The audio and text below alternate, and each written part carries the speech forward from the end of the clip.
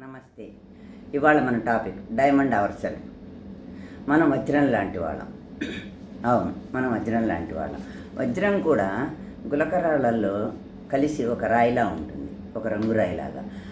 దానిని మనం గుర్తించి బయటకు తీసి దానిని శుభ్రం చేసి షోకేస్లో పెట్టి దాని విలువను పెంచుతాం. అయితే ఆ వజ్రానికి దాని విలువ తెలియదు. నేను ఇంత ఉంటాను, లక్షల్లో ఉంటా, కోట్లల్లో ఉంటానని తెలియదు.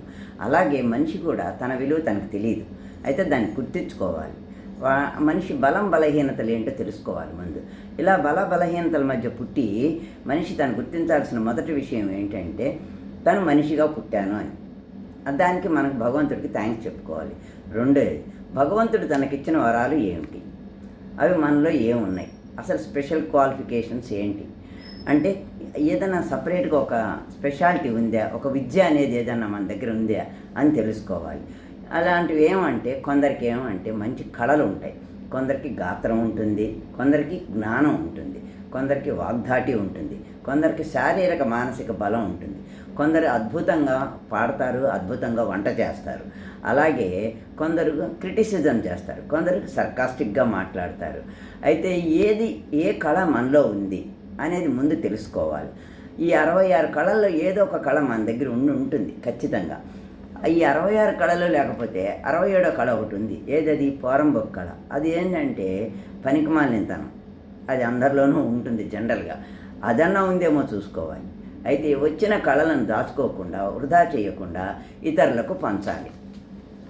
అలా చేయటం మూలంగా భగవంతుడు మనకిచ్చిన జ్ఞానాన్ని, వరాల్ని సద్వినియోగం చేసుకున్నట్టు ఉంటుంది.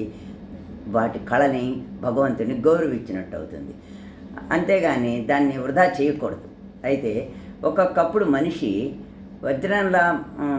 మనస్సు కూడా వజ్రంలా ఉన్నప్పటికీ ఎలా బలహీనపడిపోతూ ఉంటాడంటే, మనస్సు వజ్ర పంజరమై నిభంబై నిశ్చలంబై అంగన సాహచర్య గుణ సంపర్కంబునన్ వజ్రమై లోహమై గ్రావంబై తారువై తరుణీ వృక్షంబై ఫలప్రాయంబై పూవై తన్మకరందమై నీళ్లకు నోలి పల్సనవు.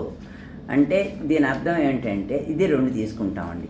ఒకటి పాజిటివ్గా తీసుకోవచ్చు, ఒకటి నెగిటివ్గా తీసుకోవచ్చు.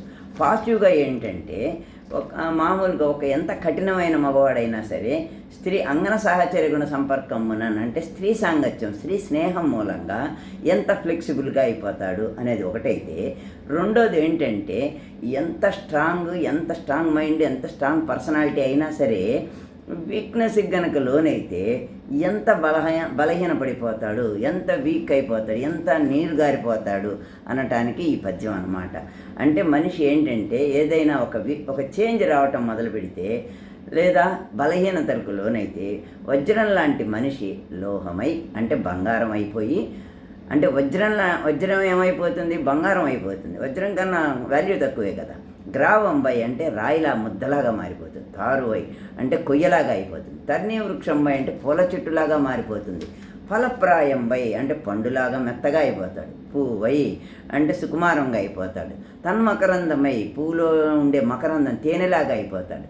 నీళ్లకు మోలే పల్చనవు అంటే అలా దినదినాభివృద్ధిగా కొంచెం వీక్ అయిపోతాడని దీని అర్థం.